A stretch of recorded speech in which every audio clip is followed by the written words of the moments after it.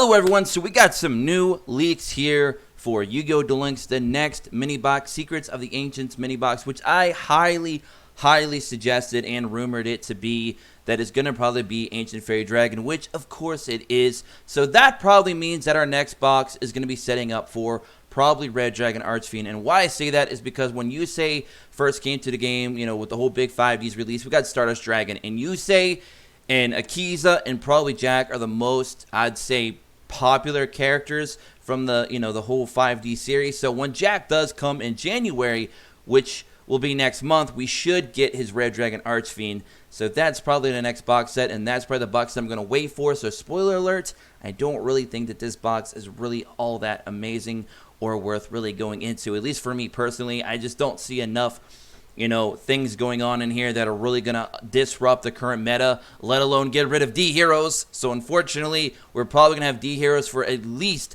another month plus, unless, of course, Konami decides to get a little bit crazy and give us some of those much needed nerfs to several cards. But we don't know. We can't foresee the future. So if they do that, great. Otherwise, strap in your seatbelts and get ready for some more D hero tilt for a little while longer at least.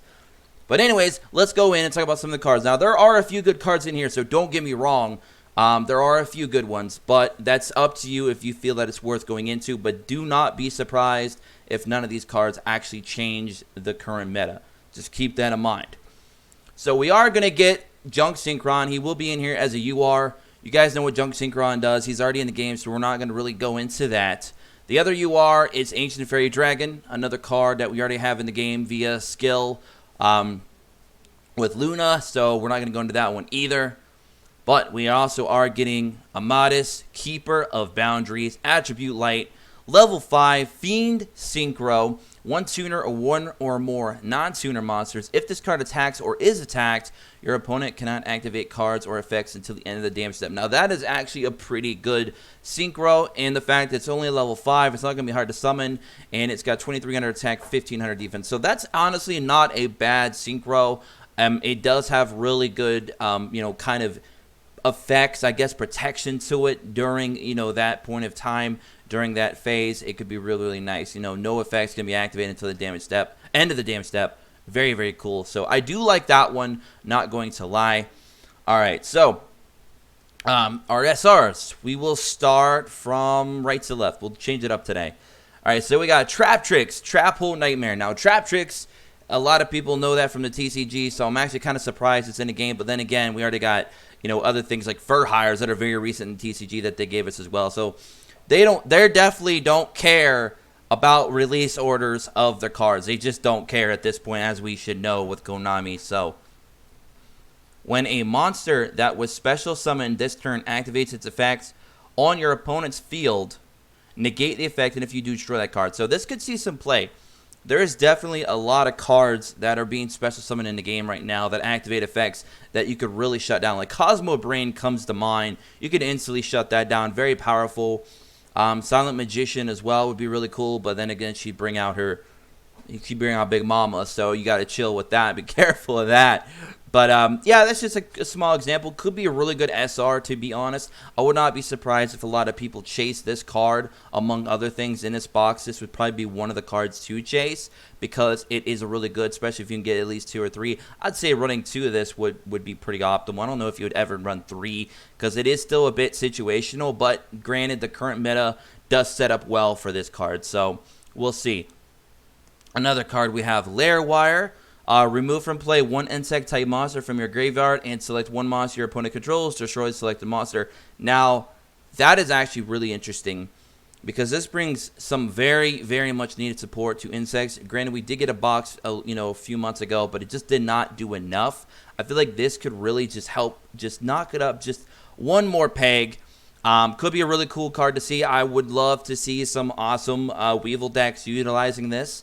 So we'll see. That could be a really cool card. Could be really tilty. Could be very unexpected from your opponent. Be like, oh my god, I just got hit by a Lair Wire. What happened? Where did it go wrong? We got Verdant Sanctuary. Spell, and it's continuous. When a face-up insect-type monster is destroyed and sent to the graveyard, its controller can add 1 insect-type monster with the same level as a destroyed monster from their deck to their hand. Now, this is very scary for some of you, because you know that there's a deck called a mill deck. If you're not familiar with a mill deck, it's basically you're just destroying your opponent's deck slowly by making them draw more cards than they should be, or by making them actually send cards from their deck to their graveyard. And one of the best millers in the game is Worm, which is an insect, by the way. Yeah, so you can already tell some of the plays that could be set up in a deck. So you could theoretically make between Verdant Sanctuary and Lair Wire a very powerful insect mill deck, but also have some kind of offensive potency. So you could have a really cool insect deck, to be honest, with these two cards here. These additions could make that deck pretty cool. Or at least a nice rogue or fun deck just to play, just, you know, for whatever. Just for the shits and giggles. So we also now got a Wind Attribute, level 3 Dragon Tuner, Delta Flyer. Once per turn, you can select one other face-up monster you control and increase its level by 1. So that could set you up for some bigger synchros that you want to get out a lot easier. So really cool little tuner there. Nothing too amazing, but definitely, you know, adding an additional level to one of your monsters could, you know, allow you to bring out bigger synchros for kind of a less cost, I guess you could say. All right, so now we got Trident Warrior, Attribute Light, level 4 Warrior effect. When this card is normal summon, you can special summon one level 3 monster from your hand. So you would obviously use that to go into probably a tuner, and then you can bring out a level 7. You can bring out a level 7 synchro pretty easily. So Trident Warrior would actually be a pretty good combo, I guess, if you're wanting to bring out like Ancient Fairy Dragon, for example. So something like that would be pretty cool. Or you could just use it to kind of bring out another monster to help swarm or whatever. You know, whatever may have you. Could be pretty cool. Could even use that with like Full Helm Knight. I think was Full Helm Knight 3-star. I could be. So many cards in this game. I get lost in a sauce sometimes, but you guys get what I'm saying. He's an 1800 beat stick as well, so not too bad. So that's pretty cool as an SR. Traptrix, Dianea. I don't know. I'm just gonna call it Dion. Traptrix Dion. There we go. Simple life, right? Attribute Earth, level 4 plant effect, 1700 attack, 1100 defense. This card is unaffected by the effects of whole normal trap cards. When this card is normal summon, you can target one Traptrix monster in your graveyard. Special summon that target in defense position. When this card is special summon, you can target one whole normal trap card in your graveyard. Set that target, but banish it during the end phase of your next turn if this spell, if this is still on your field. You can only use this effect of Traptrix Dion once per turn. So that is disgusting because Endless Trap Hole is a normal trap. I believe Floodgate Trap Hole is also a normal trap as well. So there you go. Like I said, there was a few good cards in this box, and Traptrix Dion is disgusting if you want to run Endless Trap Hell as a card. Or I'm sorry, Endless Trap Hell as a skill, rather, not a card. My goodness. God. Have mercy. But yeah, so you could run this card with that skill and be pretty dang tilty. You could grab a card, reset it, wait for your opponent, and then BAM! Hit him again. This also allows you to take your Treacherous Trap Hole, I believe, out of the graveyard, making it to where there's now no traps in there, and reuse that trap hole. So, okay, rip. Traptrix Atrax. Attribute Earth, level 4, Insect effect. This card is unaffected by the effects of whole normal trap cards, which is kind of the gimmick with that deck. You can activate whole normal trap cards from your hand. The activation and effects of normal trap cards, activation on your side of the field, cannot be negated. So, if there was any cards worth going for in this box right off the bat, I see 3. I see Traptrix Trap Hole Nightmare, which is disgusting. I see Traptrix Dion and Traptrix Atrax. So you're kind of seeing the theme here. Traptrix are definitely the cards to chase for in this box, I guess. And again, unless you're just hunting for certain other things for, you know, whatever decks you're trying to build. But definitely those are the most powerful that I've seen so far in this box. Gigantus, not a fan of this card. Attribute Earth, level 4, Rock effect. 1900 attack. I mean, the attack is pretty okay. But we're in a meta now where 19 just doesn't do much. Cannot be normal summon set. Must be first special summoned from your hand by banishing one earth monster from your graveyard. If this card is destroyed by battle and sent to the graveyard, destroy all spell and trap cards on the field. So that means that you will destroy your own back row as well, and that is really the drawback that I have with this guy. Because if you're running this guy in a deck, you're probably going to need back row to begin with. Unless you're running a extremely powerful OTK deck that's consistent and that you feel that you can get Gigantus out pretty quickly. Otherwise, I just feel like his stipulations, requirements are just going to be a little bit too rigorous for the current style of the game. The game may be going too fast for this guy. He may be too situational. I don't know. I just feel like you're not going to get this guy off the way you want to as much as you'd like to, or as consistent as you'd like to. I mean, he could be a nice little tech-in if you are running a lot of Earth monsters like Amazonas, for example. Could be a really cool combo with him. But again, you're going to be running a lot of back row with those types of decks. So, I mean, he could actually hurt you and not help you. So, I don't know. The drawbacks might be too much for him. I don't know. I'll let you guys decide, and you can tell me what you think about him in the comment section below. All right, so we got Gene Warped Werewolf. It's just a 2000 vanilla beat stick. Nothing special there.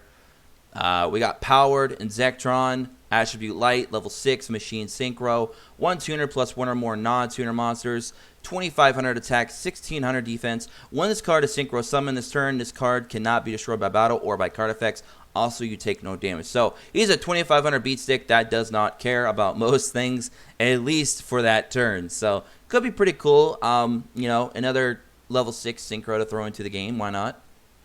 Let's see. So, we're going to briefly just go through some of the rares. We're not going to touch up the normals. We'll be here way too long. The video's already getting too long as it is, so let's keep going. Super Rush Recklessly. Target 1 beast-type monster you control and 1 monster your opponent controls. Destroy the first target, and if you do, shuffle the second target into the deck. So, very interesting there. You can set that up with some certain combos, I suppose.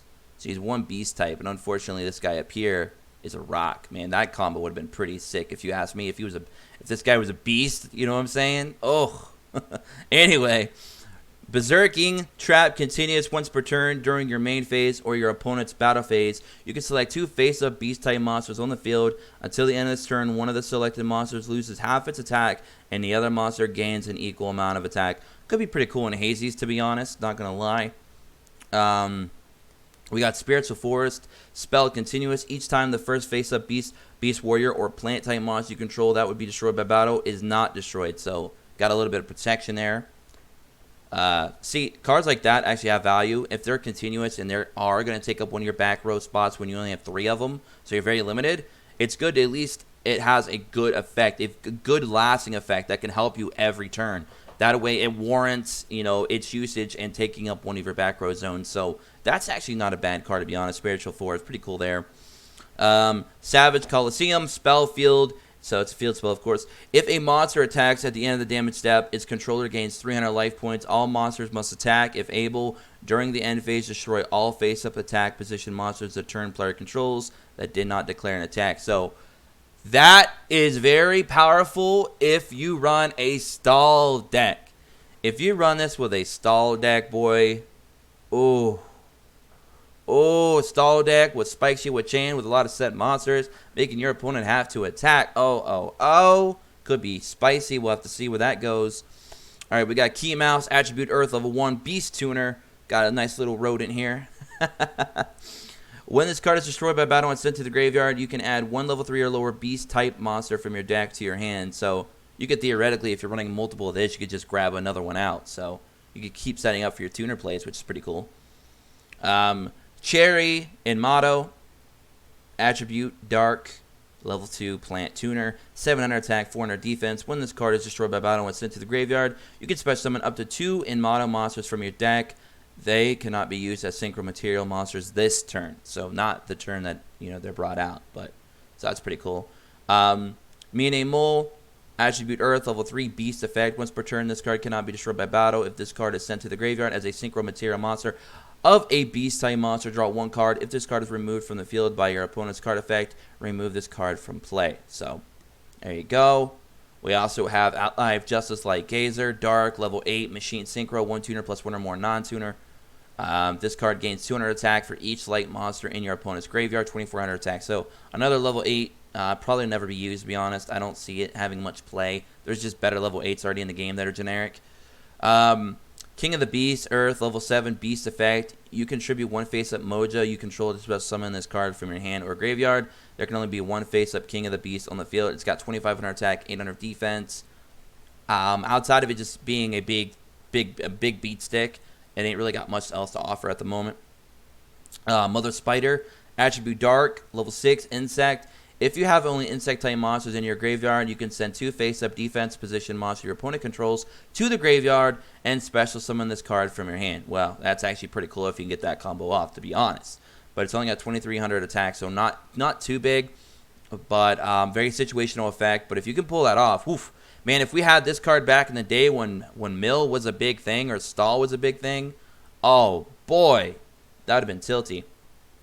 All right, Egotistical Ape. Attribute Earth, level 5, Beast Tuner. This card cannot be normal summoned or set. This card can only be special summoned by sending one Beast-type monster from your hand to the graveyard. When this card is special summoned this way, you can activate one of these effects. Increase the level of this card by the level of the Beast-type monster. Decrease the level of this card by the level of the Beast-type monster. So very cool there, I guess. Level manipulation. 1,200 attack, 1,200 defense could set you up for, possible good synchro plays. We got Thunder Unicorn, attribute Light, level 5, Beast Synchro, 1 Beast type tuner plus 1 or more non-tuner monsters. Once per turn during your main phase, you can select one face-up monster your opponent controls. It loses 500 attack for each monster you control until the end phase. During this turn, this effect activated, no other monsters can attack except this card. 2,200 attack, 1,800 defense. Very situational in my opinion.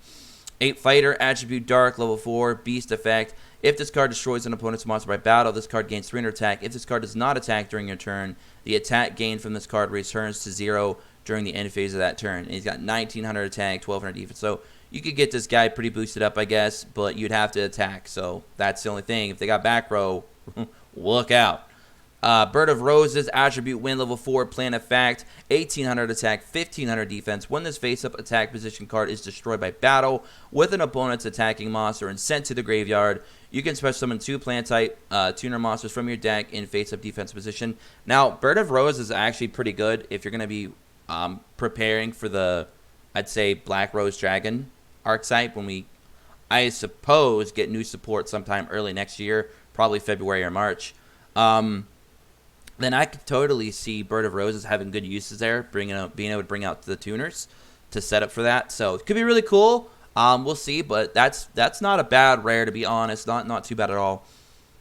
We've got Hypnocorn, attribute Dark, level 4, Beast effect, 1,400 attack, 600 defense. When this card is normal summoned, if your opponent controls a monster and you control no other monsters, you can target one set spell trap card on the field, destroy that target. So there you go. And then we have Informer Spider, attribute Earth, level 4, 500 attack, 1,800 defense. When this card is sent from the field to the graveyard by a card effect, take control of one defense position monster your opponent controls. And this is an insect. Very situational. That one, I don't know about that one being very decent, to be honest.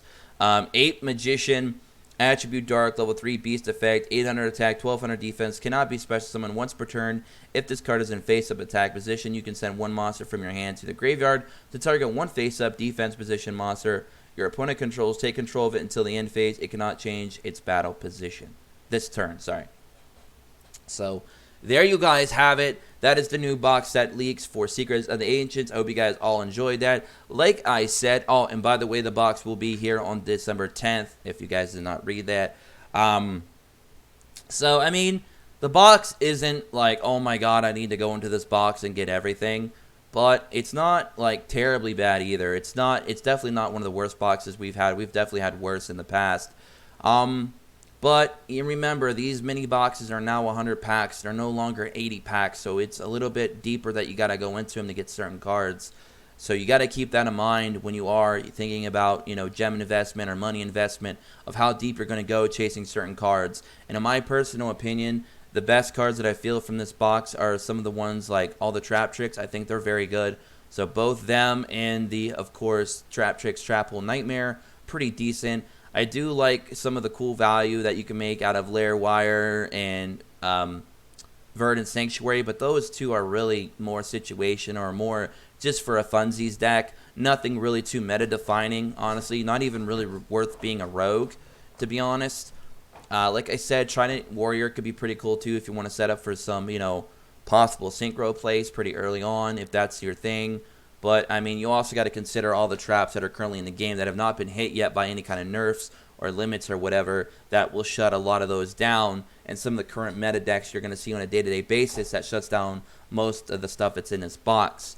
I think the Traptrix might have the most value, to be honest, and that's pretty much all I'm going to leave you guys with today. So if you enjoyed today's video, discussion, and leak video, whatever you want to call it, go ahead and drop a like down below. Show some love here. We're almost at 10K, so be sure to subscribe if you're new as always for more Duel Link content. Of course, we've been doing that for almost 2 years now.